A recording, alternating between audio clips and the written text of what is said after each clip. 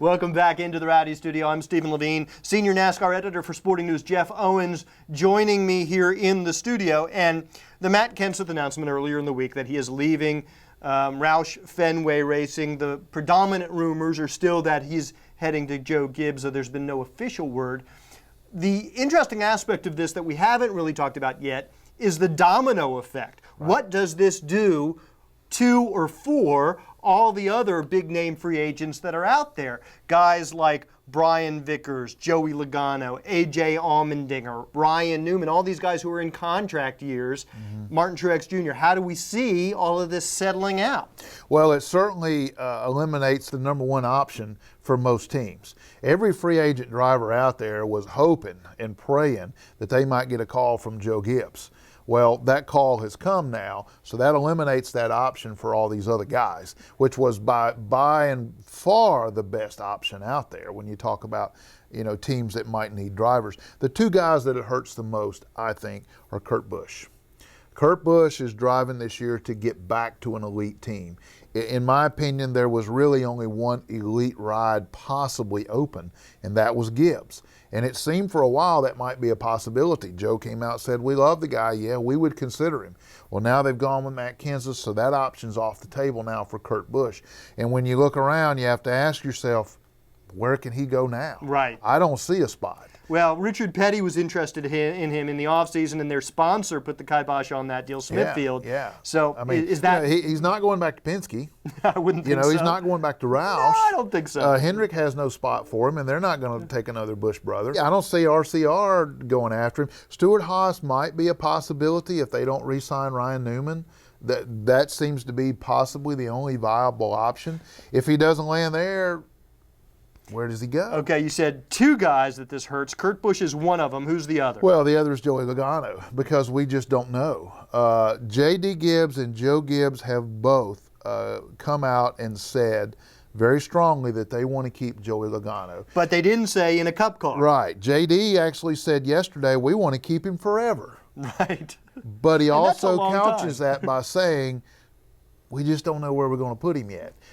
He could go in a fourth car, but they got to go get a sponsor, and they don't have that yet. Right. So if that doesn't happen, Joey doesn't have a cup ride. They have said they would put him in a full-time nationwide ride, but does Joey Logano want to do that?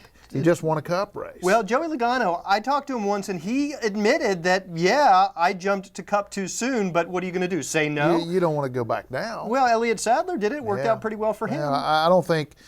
Joey's still an up-and-coming guy, and I think he's starting to blossom. I think he's got value now.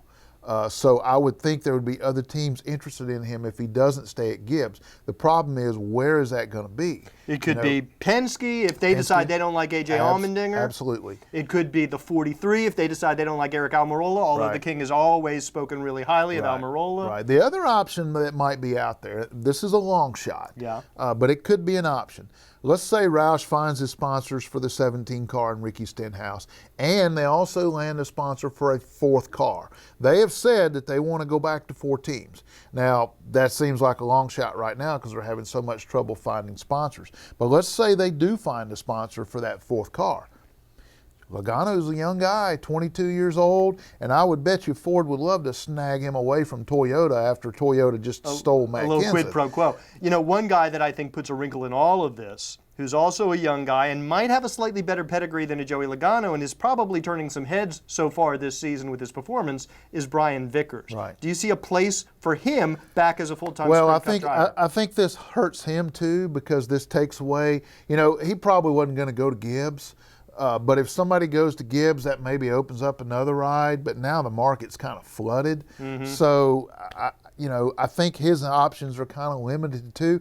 I think the best option for him, and this may also be an option for Logano, is that if Waltrip can find a sponsor for a fourth team. And they've been pretty successful finding sponsors, so that might be a possibility.